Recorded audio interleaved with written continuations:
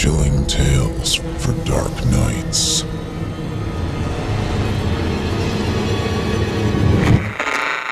Want to make sure you never miss a Chilling Tales for Dark Nights video again?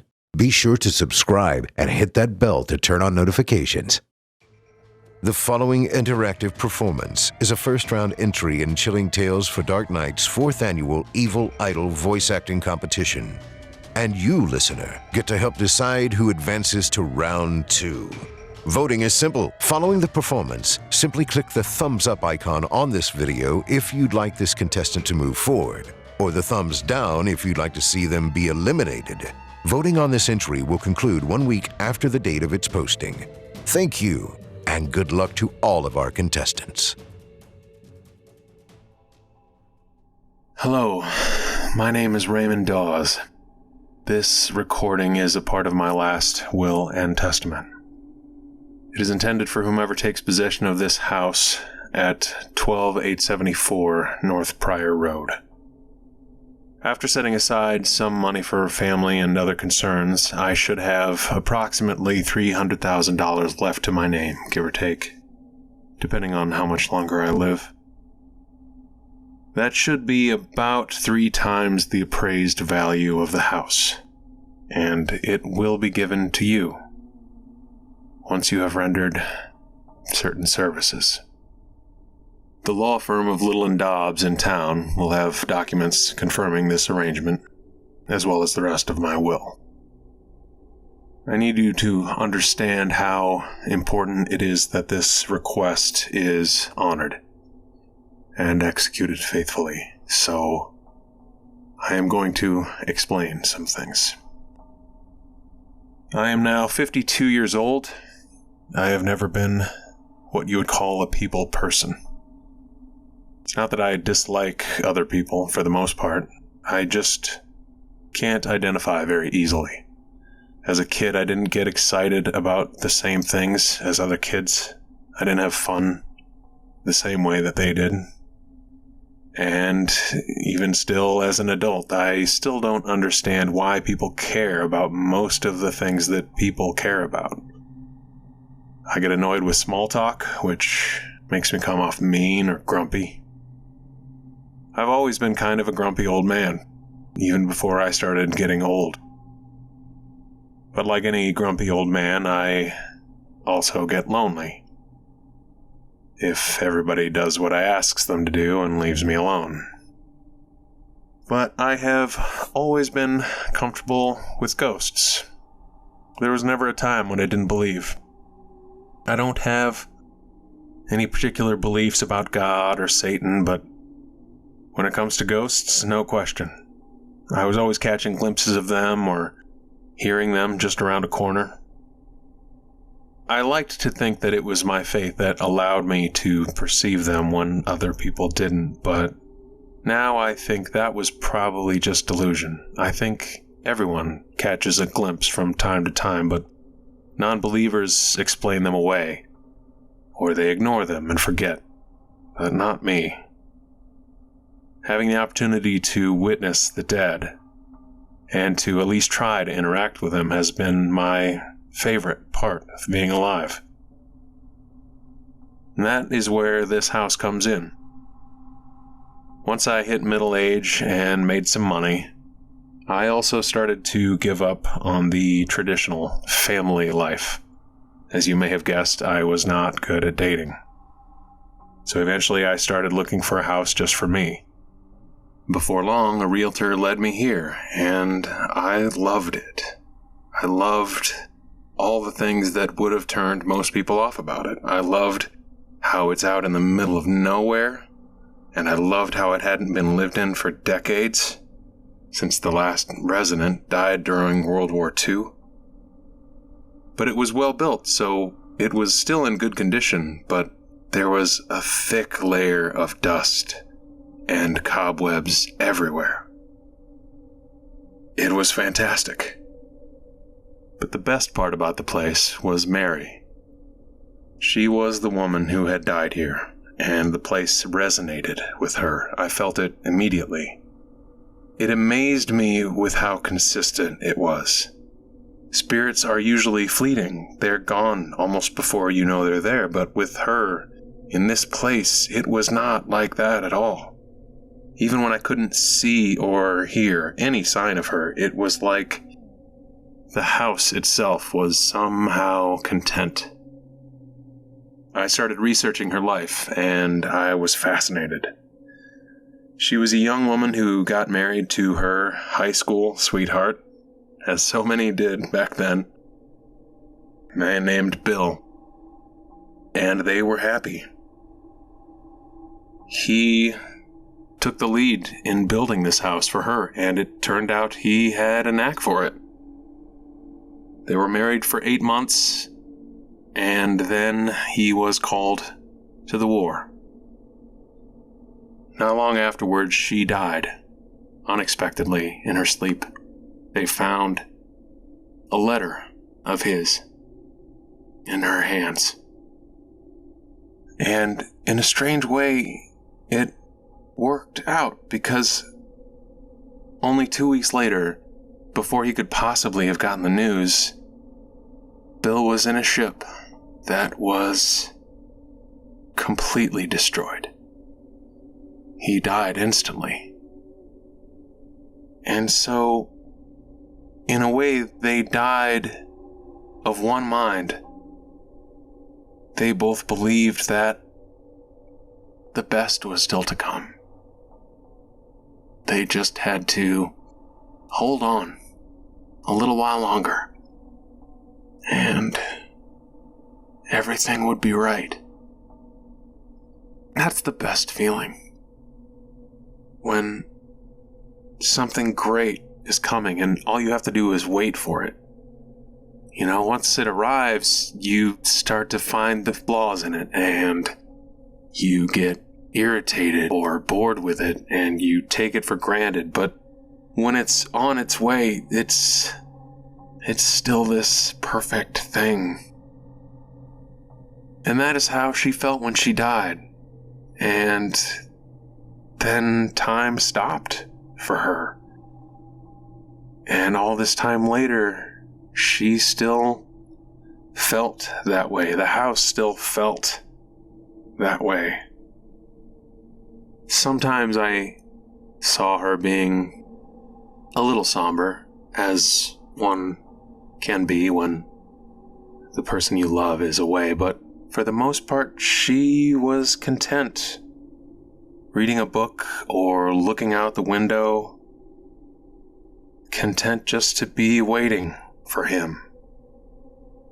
Sometimes I heard her playing the piano, singing a song, and I knew that that was a memory for her. That was her way of bringing him back. And I envied them that. But at the same time, I was happy. I was happy to be a part of it. It has occurred to me that I probably would not have enjoyed her company nearly as much if she was still alive. Not if she was anything like most of the living, but as a ghost, she was the perfect companion. She never asked me for anything. I didn't have to make small talk. She was just there, and I didn't feel lonely. After a while, I started restoring the place to its former glory. I made a point of sticking with the original decor as much as possible, cleaning and polishing and reinforcing as need be, not actually replacing anything if I could avoid it. I got the piano tuned. And this might have been delusion again, but I could have sworn I felt her approval, her happiness when I did these things.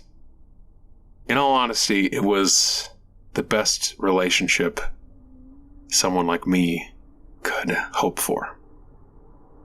A number of years ago, a few years after I moved in, something terrible happened to a niece of mine. Was done to her, really. I didn't know until we got together and I could tell something was wrong. She was emotional and tense and not at all her usual self. She didn't want to talk about it, but I felt compelled to find out. I've never been much better at socializing with my family than I am at socializing with anybody, but I do care about them. I had known her since she was a baby. So I spoke to some of her friends, and pretty soon I knew who was responsible, and I knew well enough what he had done. It's a guy named Steve. Steve Miller. At that point, I didn't know what to do. I've never been what you would call a man of action, never gotten in any fights, unless you count a scuffle in elementary. Never messed around with the police, never had any desire to do so. But I knew I wasn't going to feel right about doing nothing. And at the same time, I've never been quick to judge people, even if I know they've done something wrong.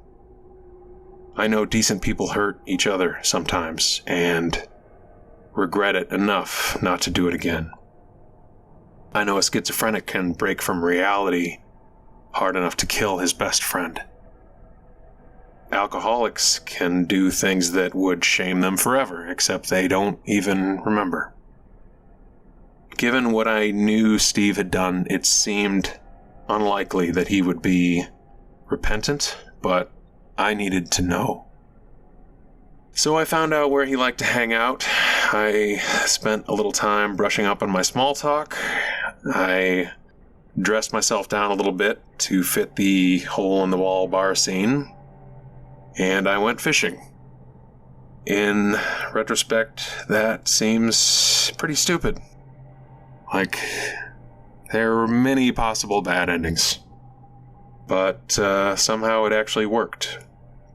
I got to know him kind of like you'd get to know a cat.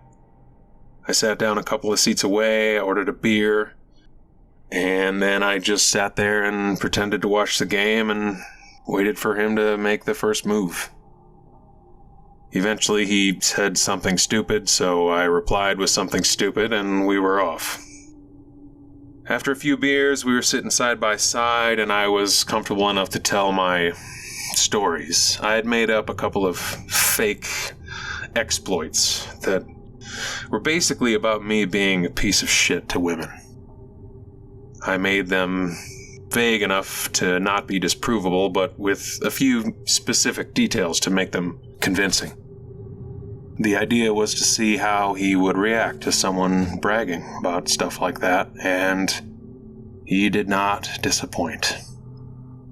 He smiled, if you can call it a smile, and then he one-upped me several times, and I could tell that his stories were for real, and that they were only the tip of the iceberg. It was like being a horrible person was his playground. And as I listened to him, my uncertainty vanished. I felt nauseated at first, but I pushed that down. I needed to see it through. I kept listening, and my anger for him became hard. And it became cold. He had no remorse. And he would keep doing these things as long as the world allowed it.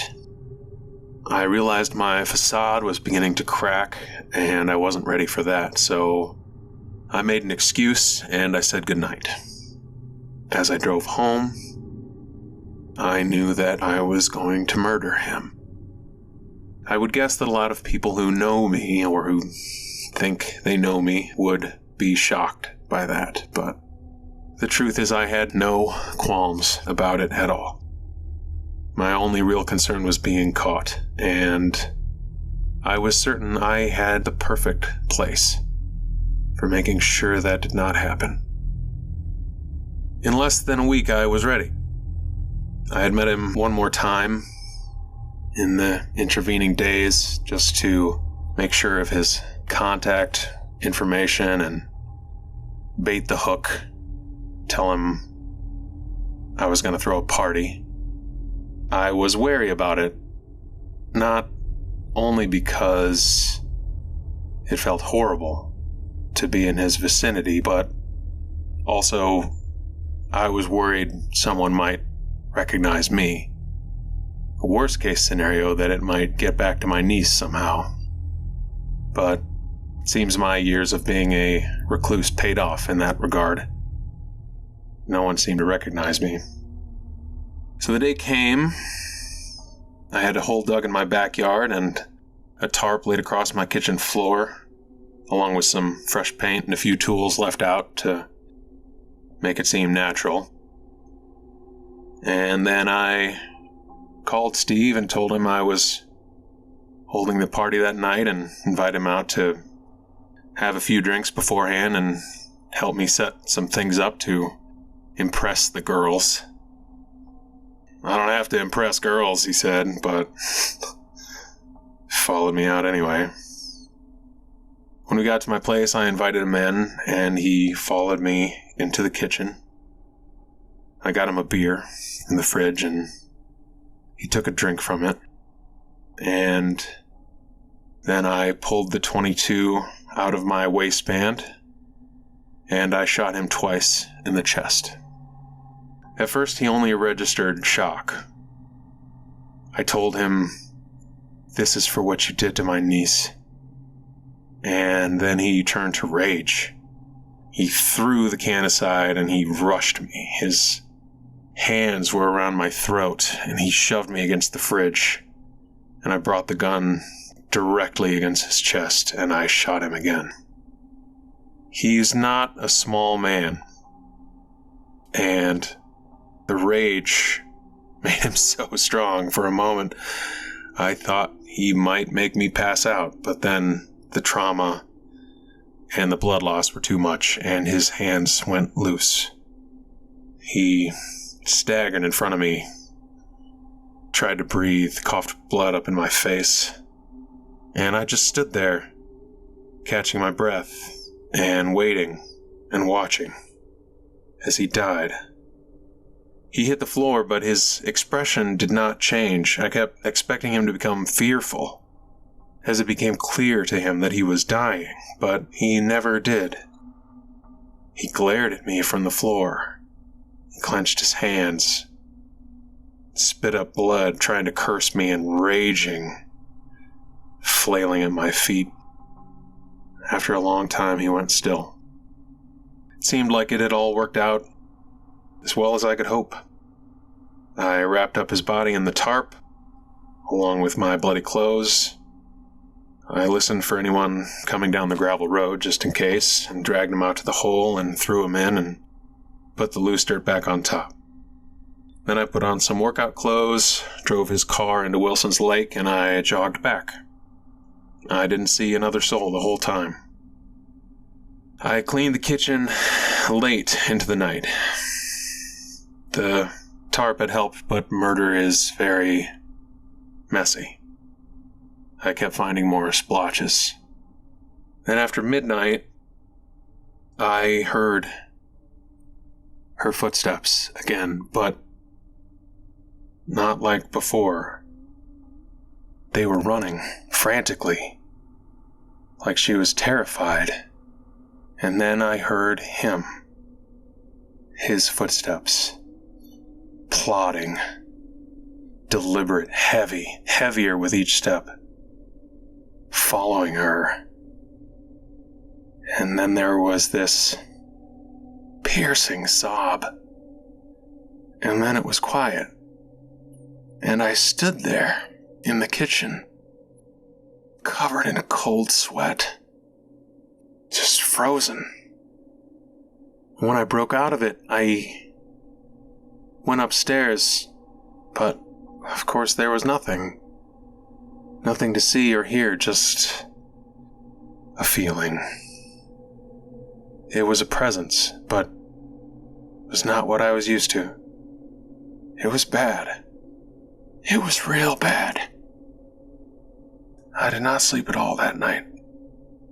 The next day I called in sick and started looking into anything I could find about paranormal activities, hauntings, poltergeists, anything that might be useful.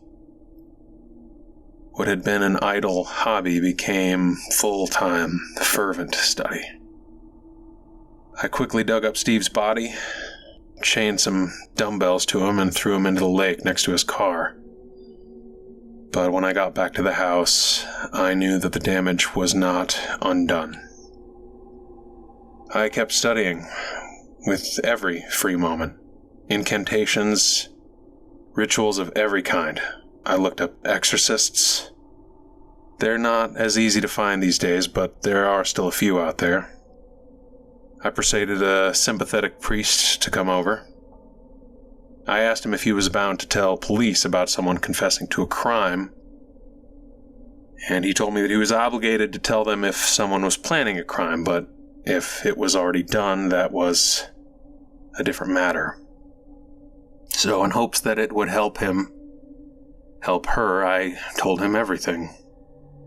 He asked if I wanted to ask the Lord's forgiveness, and I told him I was not sorry about killing that man. I was only sorry about doing it here, because that was the truth. He seemed taken aback by that, but after he reflected for a moment, he said that he was still willing to help me. We prayed together for a long time, and he did all the things that he knew how to do to eradicate evil and to bless my home. And then he wished me luck, which seemed strange coming from a priest, and he left. As I was almost asleep that night, I heard Steve again, and he was laughing at me. And that was over 10 years ago.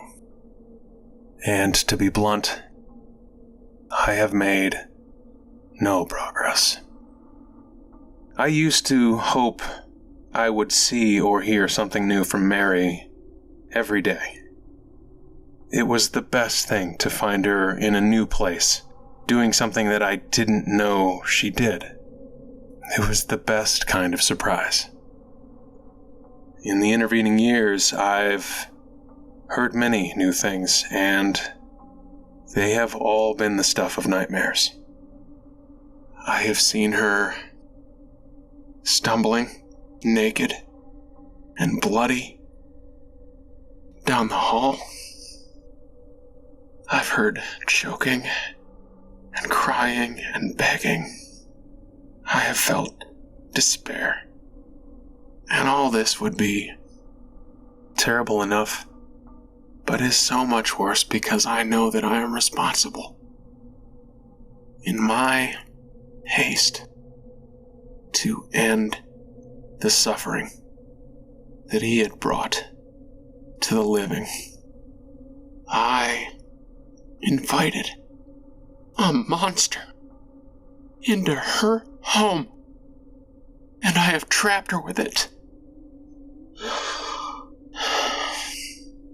There is nothing more important to me than a clear conscience, but it has become clear to me that what I must do to clear my own is not something I can do while I am alive. To be honest, even when I am dead, I am not certain I will be able. But that is my one remaining hope. I don't have the will to end my own life. I half-heartedly tried, but it's not in me. I do seem to be aging more quickly now, and that is fine. So I've taken steps to ensure that when I die, however I die, will be here. which has made things somewhat awkward with my family, but I was always a strange bird anyway.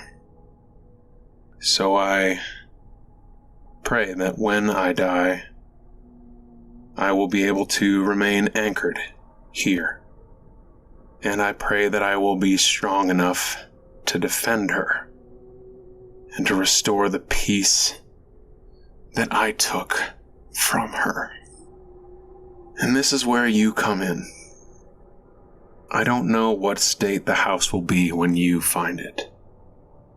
But if you have an open mind and an open heart, I do not think it will take you long to see for yourself. I hope that it is a place of peace and contentedness again.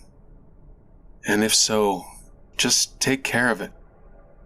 Live it yourself and maintain it, or give it to some happy old couple who can appreciate it, like I once did. But if I have failed, if this is still a place of suffering, then I beg you, please, burn it to the ground. Spare nothing. See to it that every timber is ash, and turn the earth over it. If she cannot exist in peace, then you must free her to whatever the next stop for her soul might be. I don't know what that is, but I know it must be better than this. I owe her at least that much. In truth, I owe her a great deal more, but if that is the best I can do, then so be it. For your faithful assistance in this, besides the money, you will also have my sincere and eternal gratitude. Yours respectfully, Raymond Dawes. Thank you for listening. I'm your host, Steve Taylor, reminding you that if you haven't already, don't forget to cast your vote for this contestant via either a thumbs up or a thumbs down vote. New entries will be posted throughout the month. Be sure to tune in and vote for each of them and help decide who becomes the next evil idol. Until next time, turn off the lights and turn on the dark. Chilling tales for dark nights.